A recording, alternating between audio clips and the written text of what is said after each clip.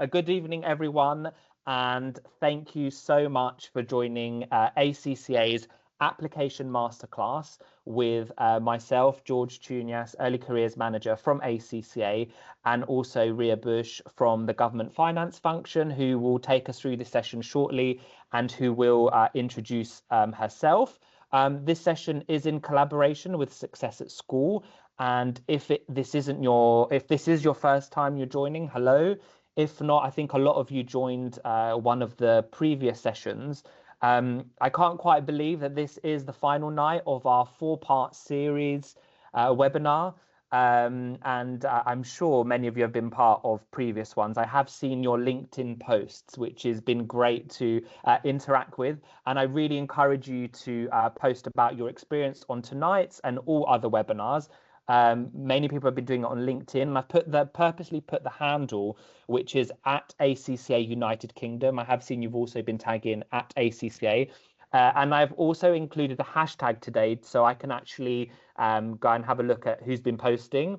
So it's hashtag ACCA Early Careers. So I can go and find them and interact with your post after today's session. Now, this webinar was part of a wider series, Redefining the Accountant, to provide opportunities to young people to understand more about a career in accounting and finance, dispel some myths, and kind of showcase the range of opportunities available to you. Our overarching aim is to widen access to accounting.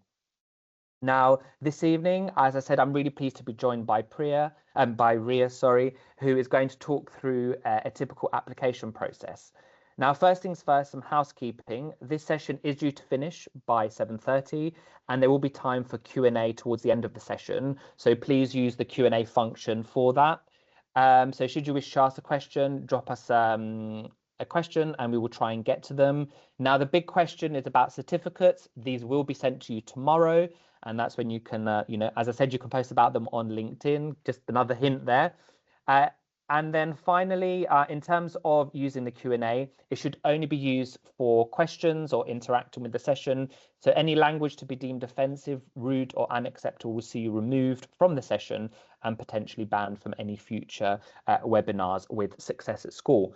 So before we get started, we're going to launch our first poll. So I can see there's around nearly 200 of you on the call. So if Success at School can launch the first poll for tonight, that would be great.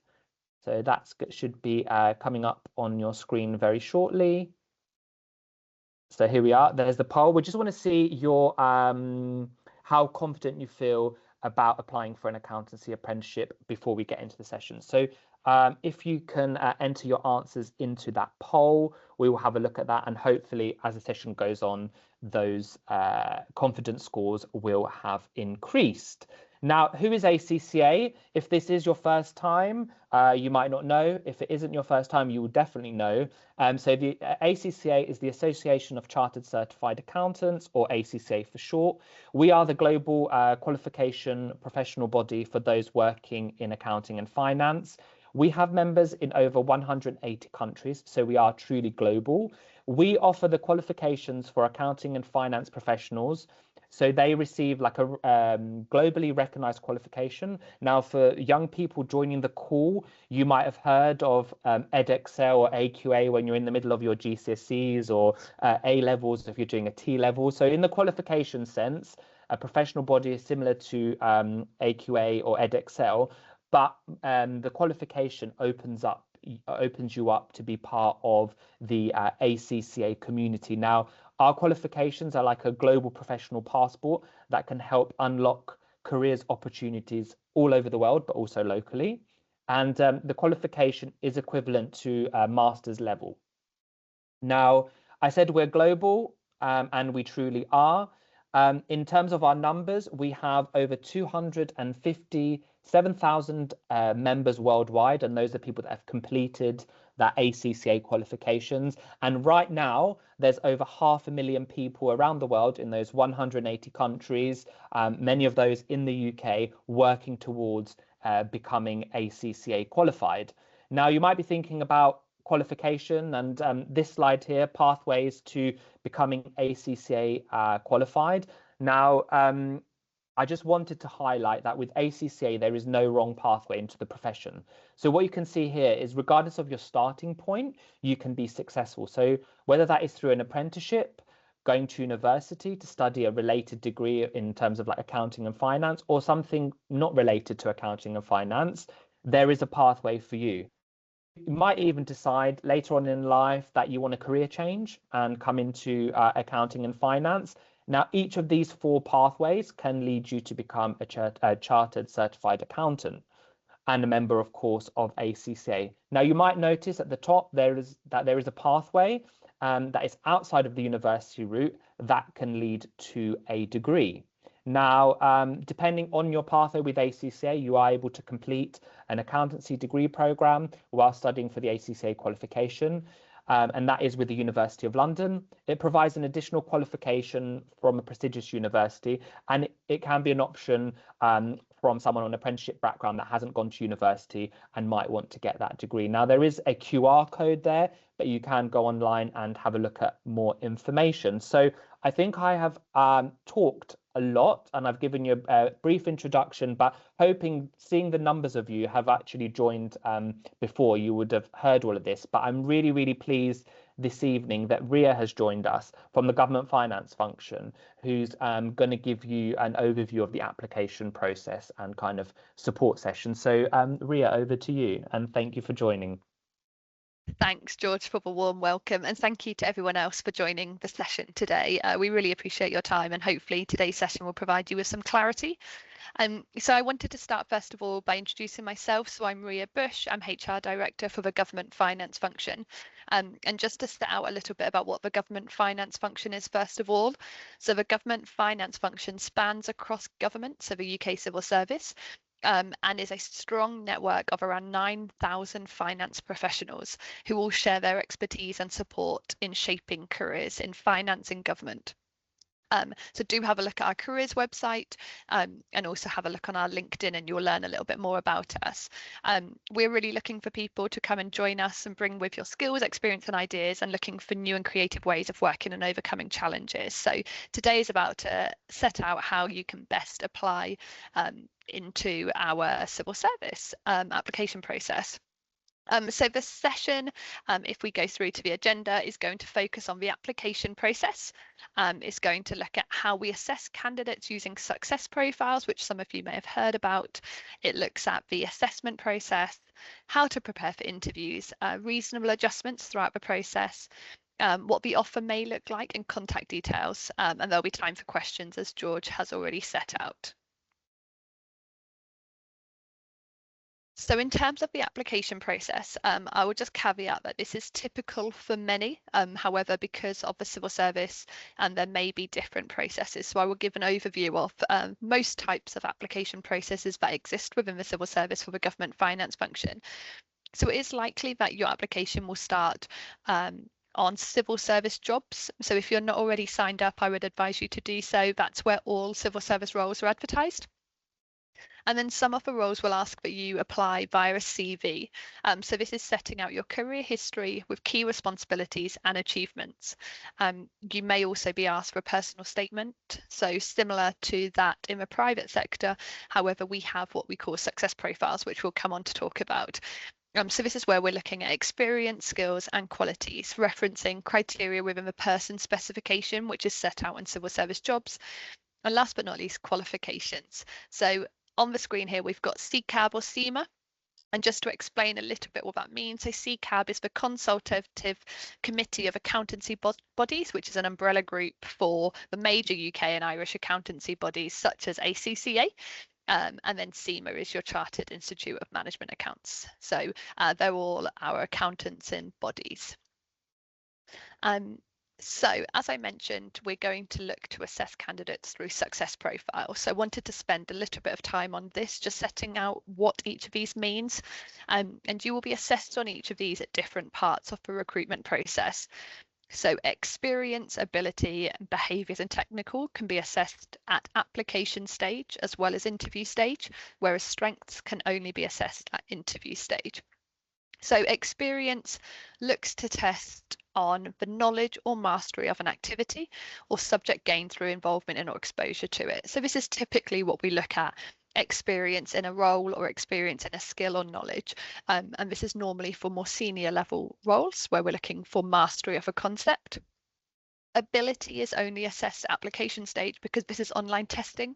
So this might be the testing through a judgment test or a numerical or verbal reasoning test, which looks at the aptitude or potential to perform to a required standard for a role. And you can do these practice tests online just by searching civil service online tests. Behaviours are really common in civil service application processes and can be assessed at both application and interview stage. So these are the actions and activities that people do which result in effective performance in a job. So you might see communicating and influencing, you might see leadership or managing a quality service.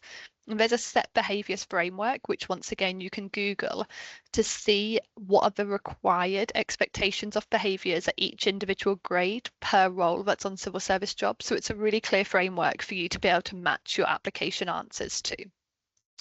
As I mentioned, strengths are only assessed at interview stage, and these are things that are assessed: what you do well, what you do regularly, and what motivate you. So arguably strengths-based testing is about making sure we get the best person for the role. And if you are motivated by the things that you do well, then it's a better fit for the role for you. And then last but not least is technical. So technical is the demonstration of specific professional skills, and this is most used in finance assessments because we're looking for people with accountancy understanding. So this might be your qualifications, as we spoke about before, or it also might be your knowledge of a concept. So for example, your ability to be able to explain a finance process or mechanism. So if we just touch on CV, I'm aware that a lot of recruitment focuses on CV-based recruitment as a first screen, so that first assessment going into the recruitment process. So it's really important that your CV is up to date. It's really important to focus on anonymizing personal details if you're applying for civil service roles, as this goes against our name-blind recruitment approach. But then just some more general tips is focus on your biggest professional achievements. You can achieve these in and outside of work, but focusing on your output or your impact and your achievements is a really great way to set out your CV. You will also want to set out your qualifications achieved to date so that the hiring manager is able to assess your suitability for the role. And we recommend not having a CV longer than 2 pages of A4.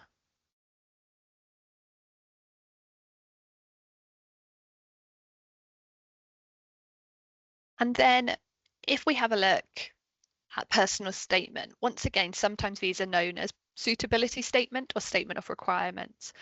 So a personal statement is about how you set out your suitability for the role based on the person specification or the essential criteria advertised on the role. So for this, you might want to think about your career and your experience and test what they're asking for. So if they're asking for you to communicate and influence effectively, you might want to think about an example which has enabled you to be able to communicate and influence effectively.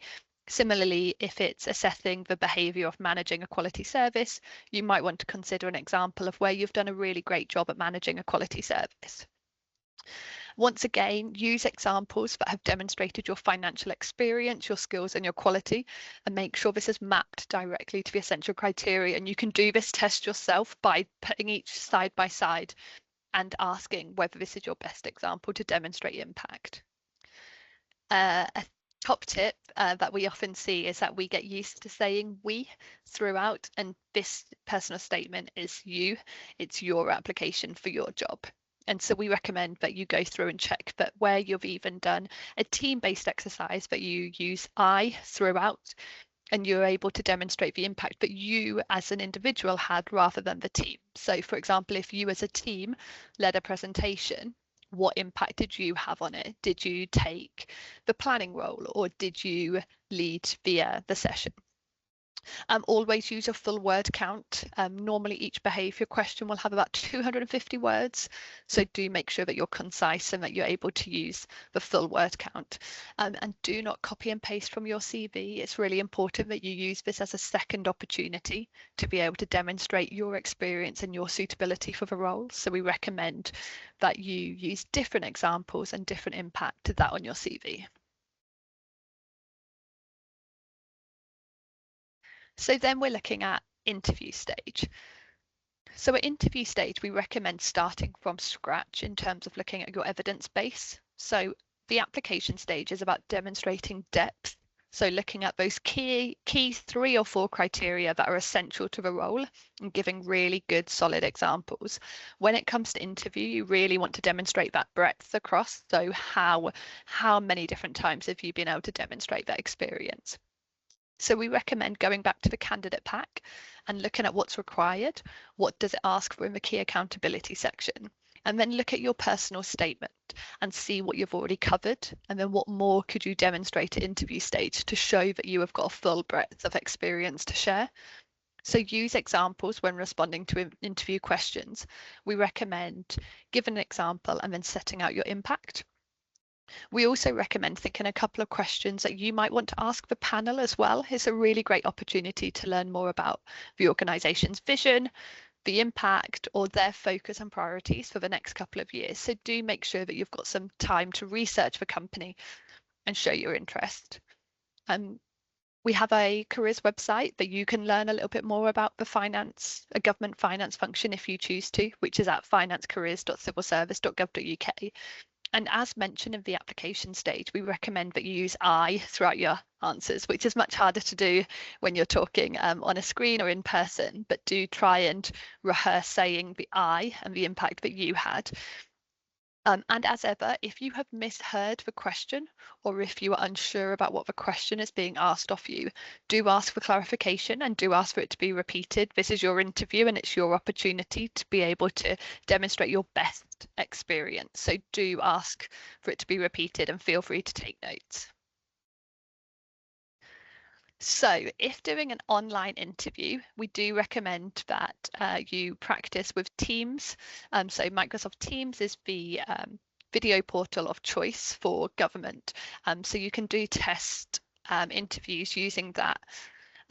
Do also prepare any relevant materials. So if you're doing a presentation, we recommend that you learn how to share screen and that you learn how to take that down, as once again, that's a test of your aptitude to present via Teams. If you feel more comfortable with sharing notes on a presentation, we do recommend that you make bullet points. You shouldn't read from a screen and you shouldn't read verbatim, but sometimes it feels a little bit more comfortable if you're able to reference back to something. So we do recommend bullet points or keywords that might help prompt an idea or an example that you are willing to share. Once again, if you're delivering a presentation, practice it out loud. Sometimes when you do it in your head, you talk much faster, so it's much better to be able to practice speaking it out loud and making sure that the words come out okay as you're reading it, same as you would be presenting to an assessment panel. And we always recommend logging on about 10 minutes before an interview just to make sure that your connection is stable and that you're able to access the link, as we don't want to cause any more stress before any interviews. And once again, choose a quiet space where you feel comfortable. We recommend having a blank backdrop as well, so that you're not distracted with your camera and that you feel calm and ready for your interview process. And just a reminder that an interview is not there to test you. An interview is there for you to share your best examples and your best experience and to tell the panel why you're the best person for the role. So it shouldn't feel like a test. So this is just to give a bit of a summary in a really open way and transparent way for how we score assessments in the civil service. So this is across the board on civil service jobs. So whenever you apply for a role, you will receive a score at application stage or interview stage on a 1 to 7 score, except for if it's a strengths, which we'll come on to. So for technical criteria, experience and behaviours that are all assessed at application stage, you will receive 1 to 7. 4 is usually a pass mark. And then, as I mentioned, strengths can only be assessed at interview stage, and this is on a 4-point scale. It's a little bit more complicated, but as I mentioned, this is done on what we do frequently, what we're motivated by, and what we do well. And so a true strength is where we have high engagement with a strength, where we have high capabilities, where we do it really well, and high use, so where we do it quite frequently. And then really importantly, the civil service is a disability confident employer. And so we are committed to ensuring that the workplace and the recruitment process is accessible to everybody. So we offer out reasonable adjustments 3 times throughout the recruitment process. So once on application, once before interview, and once at offer stage. So if you do need any reasonable adjustments, such as interview questions in advance, or if it comes to in-person interviews and you require a ground floor interview room, please do write down what would make your interview most supportive for you. And then just to give you a bit of an idea of what happens at the other end. So you've been successful at interview stage, congratulations. We will expect that the hiring manager will give you a call to give you a verbal offer. Once the verbal offer has been accepted, we will then share with you a formal offer. And this is normally on the Civil Service Jobs platform. We will then have what carries out is employment checks. So in the civil service, we have to go through security vetting, and it will depend on the level of role and the level of information that you need access to as to how long those recruitment processes can take, the vetting processes can take. But these can take up to about 8 weeks of vetting with a 4-week notice period. And you will receive your contract ahead of your start date as expected. And as mentioned, under national security vetting, you will go through the vetting process. There's quite a few links available online about what to share, but there'll be levels of information depending on which vetting you need to go through and the timeline required.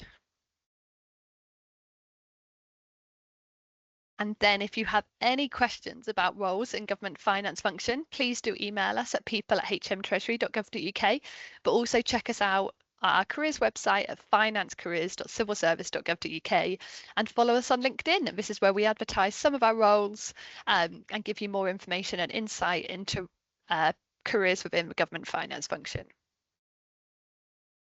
Thank you, Ria. There was so much information there. And the good thing is that this session is being recorded and it will be put on YouTube for students to kind of refer back to if they kind of want to get some of that information. And one of the things when we kind of discussed when we were preparing for this is with the civil service, there's kind of jobs all over the country. So, you know, some people, you know, people have misconceptions that some companies are only employing for like in the big cities, like in London or Birmingham or Manchester, but with the civil service, you can have jobs kind of all over the country. Yeah, that's exactly right. So we advertise roles across the civil service. So we have lots of regional offices. So I'm based in our Norwich office, but we also have roles in Belfast, lots in Glasgow, Darlington, Manchester, Bristol, Southampton, Portsmouth, London. So we have roles all over the UK. Yeah, no, that's really, really great. And one thing that I took that kind of, it was really good to see the scoring and how, candidates would be scored and kind of things to expect. And, one of the things that the people online, and we're going to get to a bit around other typical application processes, is that depending on where you are, so if you are a school leaver, not everyone will have work experience, but some of the things that you can really highlight in that is kind of any hobbies, any volunteering, any sort of, maybe you have a part-time job. These are all transferable skills. And if I'm not wrong, like you do look for those sort of skills to come out, because I know some students might be listening and think, oh, I don't have like all the work experience required for like an entry-level role, but you're not looking for that, are you?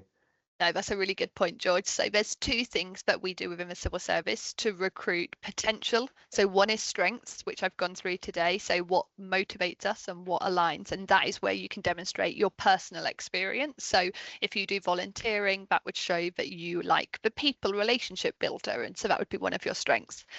The other way is through our behaviours. They assess either experience, so a time when I have managed a quality service, or they assess potential. So if I was to be asked to manage a quality service, this is how I would do it. So depending on the grade and the level of seniority, you would pivot your behaviours based on the example being used and what you would look. And the panel will ask you the question about a scenario based. So how would you do this? Yeah, no, that's great. Yeah. So in terms of there are other application processes. So we've been really great to hear about the government finance function. And as always, if you have any questions, do put them in the Q&A function, and we'll have some time to go through with them. So I said Ria touched upon kind of what the government finance function do, but I just also wanted to highlight some other processes that other kind of maybe larger organizations do, and some that you might come across, and where there's potentially more layers and more stages to that process. So firstly, the online process is quite typical and quite straightforward, and it kind of says what it does. So it's the online online application. Then you would have sometimes online assessments. So they can usually be aptitude or behavioral assessments, and they can vary. But usually there might be numerical reasoning, or there might be some kind of accuracy, situational kind of judgment tests. And one of the things is a lot of companies will provide guidance, or as Ria said, on the government website, you can on civil service, you can do practice ones, or you can go to the company you're applying to. They do often give guidance, and and online there's lots of stuff that you can kind of be practicing in. It's obviously not going to be exactly like the real one, but there's lots of stuff online to help you practice. And a really top tip for this is you will need to give yourself a quiet space and time to complete an online assessment. And as I said, all organizations do operate differently, but they should provide some guidance as you go along. Next up is the video interview. So that might be online on Teams, which is daunting, but also it could be when you are pre-recording something. So you get a question pop up, there's you get a countdown, and then you answer that, and that's recorded and stored and sent off. And I know there's kind of a real dread when people hear about kind of being video interviewed and having to kind of answer on the spot. And really interestingly, there's I don't recall the statistic, but it's quite high in terms of candidates that drop out at this stage, because they find it really, really daunting to kind of speaking into the camera with no one there, and their answer being sent off. But don't worry, because on the next slide, I will have some tips for you, and hopefully they will help. Then once you get through that stage, so you have an assessment center and interview. So an assessment center, often you'll be in teams, and they'll be maybe working in group as part of a team or doing a task. It will often be time bound. And what the assessors and the hiring managers are doing there is they're kind of looking at how you interact as part of the team. Are you the leader? Are you checking the time? Are you making sure everyone's kind of on the task? So see how your behaviors kind of align with that of the company, because soft skills are really, really important. And I think it goes throughout any hiring process. They're looking for those skills, and you can be doing that at school. So, we talked about volunteering. You could be getting involved in school projects. You could be doing stuff like Duke of Edinburgh.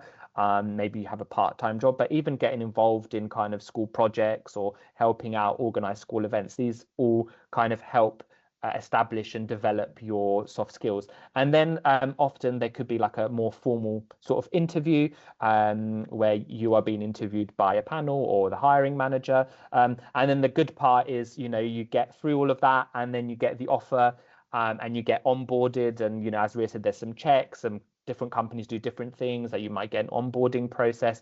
And then finally, after all of that, you start. So I did mention on the previous slide, I briefly talked about the video interview. So this is kind of a video interview preparation hack, or that's how I like to refer to it. Hopefully it will be useful for you. Now, this technique can be useful for kind of all online interview scenarios you are practicing. So it could be for the pre-recorded or one that you are just speaking to a panel. I mean, let's be honest, even myself, I'm not going to reveal my age, but no one really, I can't say many people say they love interviews. They are quite daunting. But especially online. So if you do have something online, so this is what we have. So we've got film, watch, listen, review, and repeat. Now, when I'm going to talk through this, you might be thinking this is a bit cringe, but you do not have to do it with people around you unless you want to. But it will certainly help you prepare, and I can guarantee you that it will help boost your confidence when it comes to an actual video interview, because preparation and practice is key. So first things first is most people will have a mobile phone, so you will just record yourself answering a typical question. So it could be there's many questions you can have a look at, but let's say, tell me a time when you had to work as part of a team and kind of what was your contribution, and what was the outcome of this group team project or activity. So maybe try and give yourself 30 seconds. And you can use the STAR technique to answer, and I will talk about the STAR technique very shortly. Now, pretend the camera lens, so hopefully I've been doing it, but everyone's always developing. Pretend the camera lens is someone's eyes, because eye contact is really, really important in an interview process. So you record yourself, try 30 seconds, and then you've recorded it. It's on your phone. So first things first is you watch. You turn the sound off, so the volume is down, sound off, so you're just watching. So here you might be thinking, okay, what's the purpose of this? But actually what I want you to do is pay attention to the body language, your gestures. Are you smiling? Because if you're smiling, it's kind of it's going to help you with the confidence, but also those body language and facial expressions are really important.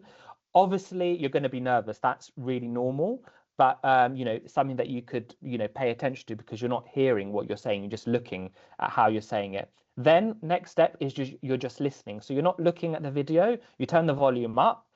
So why is this? So you are just listening to what you are saying, because the way you say something is also really, really important. So tonality, speed. I've realized now as I'm saying it, I've probably been speaking quite fast. So you might think, oh, actually, I might take a pause. Always take that glass of water if they offer you, or if you're at home, just have a glass of water next to you.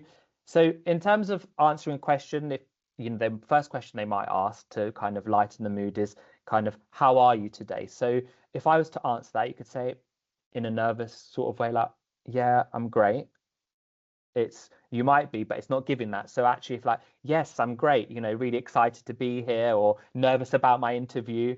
So you're just listening, you're not looking at what you've done. And then finally, you guessed it, you are going to watch and you are going to listen to everything. So this is the review stage. So you're watching and listening and reviewing yourself. So you might think, okay, what could I have done better? What could be improved? And then basically at this stage, you could, if you want, get a friend, a family member to test you with some unexpected questions, and you can repeat that process. So as you go through that process, you would definitely see yourself develop and improve, and it's going to give you a bit of a flavor of what you could maybe happen on the real thing when your unexpected question, but also testing you for yourself just to see how you can improve. So you might be cringing at the thought, but this is kind of a hack that you can use. And hopefully when it comes to your kind of video interview, you'll be thinking back at this session and thinking, oh, I remember George gave me that interview hack, and I've gone through the process and I feel that slightly bit more confident. And then I think a few parting tips, and I know some of this has been covered by Ria, but some of my tips. So first things first is researching the company, the values and behaviors, and also their missions. You can look them up on social media. You might see they've done a recent charity event, or they've sponsored something, or there's something kind of within finance or accounting that they're doing that is you can use in your interview to talk about. Then harnessing the STAR technique, which I talked about before. So STAR technique, if you don't know, is a really good way for answering some questions. So it's situation, task, action, and result. So you can go and have a look online how to do that. And it's a really good way to structure your answers, and it will give you an opportunity to kind of use that kind of 30 seconds or more to answer a question instead of giving sort of one-word answers. Prepare kind of an opening about you answer. So you might get asked, tell me a bit about you. And that can be sometimes a bit of a trap, because they don't just want to hear, about your hobbies and what you do. They want to see what you do and who you are. How does that relate to the job that you're applying to? And remember, if you do not have work experience, you can still talk about transferable skills. So, if you are applying for an entry-level role, an apprenticeship, not everyone is going to have work experience, but everyone will have transferable skills that they can kind of provide. Come prepared with some interview questions, and Ria touched upon that. It's so important, and it's really frustrating when you're interviewing someone and you come to the end and say, do you have any questions? And they say, oh, no, everything's covered. You might be nervous, but have some pre-prepared interview questions, because it shows that you're interested in working for the company. And as it says here, it's also your interview. And then time management, that was also touched upon, especially on an online thing. Try and join a bit before to iron out any technical difficulties. And if there are any technical difficulties, you are in time to kind of alert them. And also, if you're in person, you might think you know where you're going, but you never know. Sometimes you might get lost if you're nervous. And then the last two, try not to consume coffee or energy drinks. I never do that before presentations or interviews, because it affects me and I can get a bit too giddy, and everyone's different, but try and avoid that. And finally, I've put on here another one. It might sound a bit cringe for me, but it's a superhero pose. So essentially, and you put your hands around your waist and you're standing up tall. Obviously, you're not doing it as you're doing the interview, it's just before you go in. It opens up the airwaves. You take 2 or 3 deep breaths in and out, and then you're good to go. So superhero pose, remember that. I also use it for when I'm doing presentations. And then things that you can do today, ACCA careers. And before we get to the Q&A, we are going to have time to ask and answer your questions. We do have ACCA careers. Now, you might not be at the point about finding your next role because you are either at school or about to leave school, but ACCA Careers has over 750,000 vacancies all year. So, you're not probably ready for your first role right now, but it's a really good way to start looking at what jobs are available in accounting and finance, what employers are hiring, what there is globally, just to get an idea. But also what's really, really good about ACCA Careers is there's career advice resources, including insight tools. We have some podcasts that we do with ACCA, and it's also all this knowledge and a technical understanding that you'll be getting is helping your commercial awareness and understanding. So do take a look on ACCA Careers. And something that you might be thinking, I don't really have much for my CV at this stage. What could I do to maybe give me some commercial awareness or make me stand out from other candidates? So we have a really great resource, which is called ACCA X. Now, this is a free, I say it again, it's free. It's a free e-learning covering levels 2 and 3. So that's equivalent to around your GCSE A level in England for financial and management accounting. Now, it's around 30 hours of e-learning, and it's self-study. So you could do it in your holidays, you could do it, in the evenings or in your spare time. And if you are doing A levels or a T level, in accounting or economics or business, it's going to support some of the learning in the classroom. But I think what's really, really good, it's going to really stand out on your CV, because if you're applying for a finance and accounting role, they will all know of ACCA. This is not part of the qualification itself, but it's a really good way that you can do it and put it on your CV as a demonstration that you're actively pursuing a career in accounting and finance. And I think it's something that, everyone that wants to put something on the CV, is definitely something that you can do. And it also shows you're becoming more commercially aware, and you can kind of talk about it and demonstrate things that you've done outside of kind of day to day. And then finally, you can connect with us on social media. I did give our LinkedIn handle as well, which is we've got ACCA ACCA the Global, but you've also got ACCA United Kingdom. And then finally, before we come to kind of Q&A, I can see there's some questions in the Q&A. We really do value your feedback. So if you could scan this code, and it will take you to the feedback page. It really helps us to kind of improve, understand what works, what you might like to see more of. And we will go to take some questions from the audience at this stage. So let's see. What things on, let's go.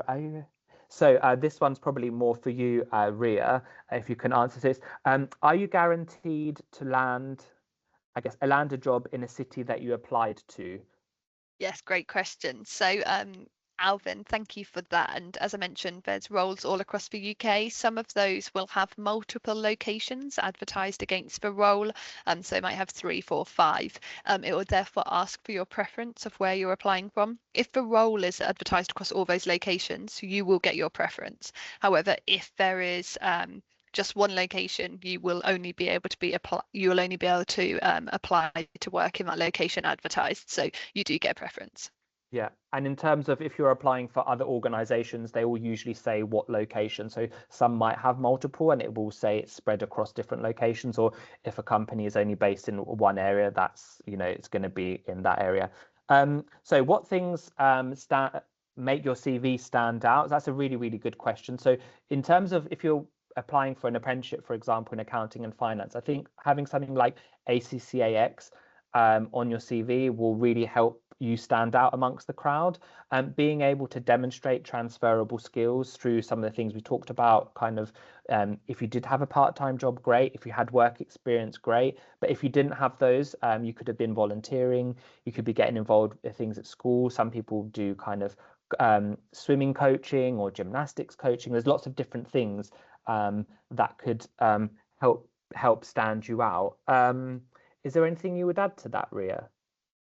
The only other thing I would add to it is that numbers always look good on a CV. So if you can kind of take a tangible example and then say the impact that you had. So if you worked in a part-time job, you can say about the number of people that you helped, just to give a bit of context to the role that you're working in. So if you're volunteering, who are the people you're supporting? How many weekends do you give up? How long you've been doing it for? So you can show a bit of commitment and impact. Yeah, and I think as we are on the topic of CVs and we are in a technological world and it's always evolving, I will take the question. I would take a thing around AI, because we know that in early careers and in life, people are using AI more and more, and I know there's a tendency to kind of use AI or chat GPT or other things just to do your CV. I think it's really, really important that when you're applying for roles, you are using AI responsible. And what that I mean for, from my perspective is that it's there to guide you or give you, to help you, but it's not there to write your application or your CV. It's good for getting ideas or generating thoughts, or, if you're not sure about something, but actually your application does need to be your own work and kind of in your own words, because also recruiters will be able to pick up if this has been done, copy and paste, if you like, from an AI tool, and you probably won't get progress to the next stage. So it's there to support. It's not there to kind of replicate or do your CV or application for you. And also as well, when you come to interview stage, employers really want to recruit you for your authentic self, not your sort of AI companion, so to speak. So the overriding message for me is using it responsibly. I don't know if you had any thoughts on that, Ria. No, I think that's a great message, George, and we're feeling and seeing the same in government at the moment. And in fact, we've now launched our candidate guidance for using AI in recruitment guidance online, so you can get that on the gov.uk pages. I would say the same. We want people to be using AI. It's the way that digital and data skills are going and moving to the future. But what we do need people to do is to not use it in replacement of yourself. So it's about those creative ideas and idea generation to then be able to formulate. So it might be that you have a bit of a chat back and forward with AI to say, here's my examples. Which one do you think is best? Which one best demonstrates the essential Yeah. criteria? And then you can use that to write it, but Yeah. don't use AI to write your examples.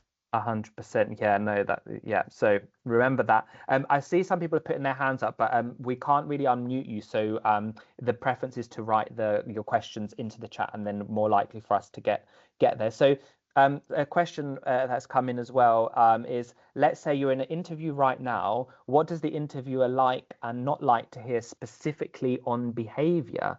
Well, that's quite a broad one. Would you be able to, maybe someone that's applying for an entry level role in terms of behavior, would you have any advice on that one? I guess it depends on the behavior.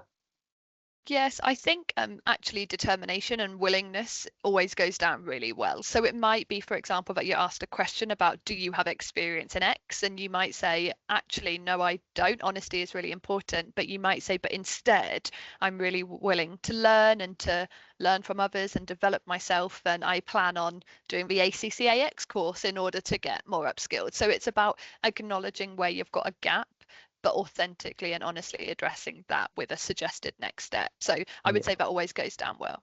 Yeah, no, that's really great. And that's have like self-awareness as well. And also, as we said, when you are applying for an entry-level role, you might not have that work experience to talk about. In terms of ACCA, so the question, does ACCA run any work experience, or do you know any great places? So ACCA doesn't specifically run its own work experience program. We do have our partnership with Unifrog. So those of you that have a Unifrog partnership with your school, so schools have partnerships with Unifrog. We do have a career we have a course which is called Careers in Finance, and you have to see me again talking about ACCA, but we also have some ACCA members who are talking about their careers. There's a short course you can complete, and I believe you get a certificate. But there's lots of other companies that offer work experience online. And I think a really good tip around work experience and what I have seen work is if you're not on LinkedIn, I suggest that you create a free profile on LinkedIn. It is a professional profile that you can start using, and we've seen people post about these sessions, which is really great. But on LinkedIn, you can look at jobs. So in the jobs tab, you can kind of, let's say you want to apply work in accounting, you can look at accounting roles. Now, yes, you're not going to necessarily find work experience with every company that's coming up, but you might see a role, a company that's recruiting really close in proximity to you. So you could have a look at that company, go on their website, look if they're offering work experience, or you could even, be bold and send them an email and say, my name is, and write them an email around, you're looking for work experience and do they have any opportunities coming up? Because actually being proactive is really, really important, and that's something you can do really, really easily. So yeah, do feel free to come in if you want to add anything, Ria. Well, I should probably use this opportunity to plug that Yeah. for a spoiler, the government finance function is going to be launching its online work experience in Easter 2026. So it feels a little way out, but do keep your eyes and ears peeled on our LinkedIn when we launch that. And that will be a way similar to what George has just explained with Unifrog. This will be on SpringPod, and it'll be our way to be able to put forward some modules for individuals to go through, get an understanding of what government finance is, and be able to get a certificate upon completion, which will help you with securing a role in the government finance function going forwards. That's amazing that you're also going to be using SpringPod. So yeah, get onto SpringPod. Someone said about this presentation. So the recording of this session was actually going to go onto YouTube, so you'll be able to go back and see. So anonymized personal details, does that mean no name or location on the CV and personal statement? So anonymized means nothing that can identify you. So that's a way to protect everybody so that you're not biased, just to help with diverse outcomes. So that will be your name, so that we can't identify your gender, for example. And also location is absolutely fine, but it's kind of your name, your email, primarily. Yes, there's a lot of things around work experience. So, what work experience you could recommend. So if, as we've said, not everyone will be able to get direct work experience. There's lots of stuff that's online, but there are loads of things that you can do if you're unable to secure work experience to develop those skills. And as I've said, when you're going into an entry-level role like an apprenticeship, employers know that not everyone has access to have had work experience, but actually being able to bring out those behaviors or skills and transferable skills is really, really important. So I wouldn't get too hung up on that if you're unable to get that work experience, but I have given you some tips around LinkedIn and how you could reach out and be proactive if you're not finding anything in your area. So let's see this question has come in. So what can you do to get past the first automated SIF if you have a passion for the role and have relevant work experience, but not enough UCAS points? I'm guessing they are for sort of roles that are benchmarked against the UCAS points. Oh, this might be tricky. So we don't do roles on entry and based on UCAS points. So we try and keep it really open and accessible from a social mobility perspective. But I think if I just take the first part of the question around getting past the first automated sift, so I'm always quite pragmatic, which I know feels quite unfortunate when you're applying for loads of roles, but recruitment is just such a numbers game. There is only ever one person who is successful, which can be quite frustrating when you're applying again and again. What I always say is don't blanket email different job applications because people can see the difference. It's really important to spend time and to tailor it. And I think more so at the moment where it feels quicker to do it on AI, it loses any sort of authenticity. So make sure you get the right buzzwords or keywords, so those key skills, what makes you different. If you speak to your really close friends and family and say, what are the key strengths that you see in me for this role? And it could be your team leadership or teamwork or your ability to problem solve, then they are the things that you should be able to put forward. So I always think just be authentic, but also acknowledge that it is a numbers game and it is about waiting for the right role to come up. So don't be disheartened. Yeah, and I think one of the things the employers do also look for is resilience because, in the job market, you will be applying for many roles, and that is the nature of it, and, the perseverance and to keep going. So next question here is, are you guaranteed a job after finishing an apprenticeship level? So I guess an apprenticeship. So, providing you're successful in your apprenticeship, the chances are you will be staying within your role, and companies like to see people start with their apprenticeship and progress within the company. So there's no reason why, when you're in an apprenticeship, you're within a role, you're working, learning and earning at the same time. So, you know, that shouldn't be an issue. And I'm guessing that's the same for you. Yeah, the role will always be advertised either as a fixed term appointment or a permanent role, but we would expect that with any apprenticeship it's a permanent role. But do just always check the terms and conditions just in case there's a reason why it's a fixed post. Yeah, thank you. Before, we've got probably about 5 minutes, so I think we've nearly got to the end of the questions, which is good. It means we've answered the majority of questions that have come in, or if not all. It would be good at this point just to have one final poll come up. So if we can just launch that final poll, we'd just like to kind of capture maybe your confidence a bit more now after this session. So if we could launch that poll, please. Here we are. And as I said, if you do have any questions, we have a few more minutes that we can answer them. I can see someone's hand is up, so if there was a question you would like, please do let us know. So yeah, I'll give it another minute to see if any other questions come in, and then we will bring it to a close. We've got through many more questions than we did last time, so which is great. Okay, here's a question.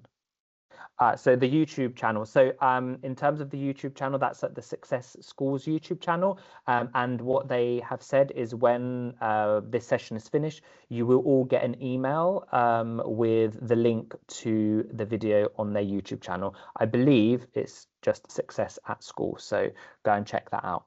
And yeah. Okay, if there are not any more questions, I just want to say a really, really big thank you to Ria for taking time out, not a working day because we're outside of working hours, taking time out of your evening to kind of give your expertise and knowledge on, application masterclass from the government finance function sort of perspective. And also a big thank you to all of you for joining us tonight, and, being proactive. And hopefully you've got some, actionable tips, advice, and some tricks that you can kind of use for your application and also interview stage. When you do receive your certificate, please make sure you tag at ACCA United Kingdom and also hashtag ACCA Early Careers, so I can go tomorrow morning and have a look at who's posted. If no one's posted, then, that is what it is. But I'm hoping to see some of your certificates that you'll be posting, as I've seen through the week, so I can interact with them. So I think that's it. So we will bring the session to a close. Thank you very much all for joining, and have a good evening.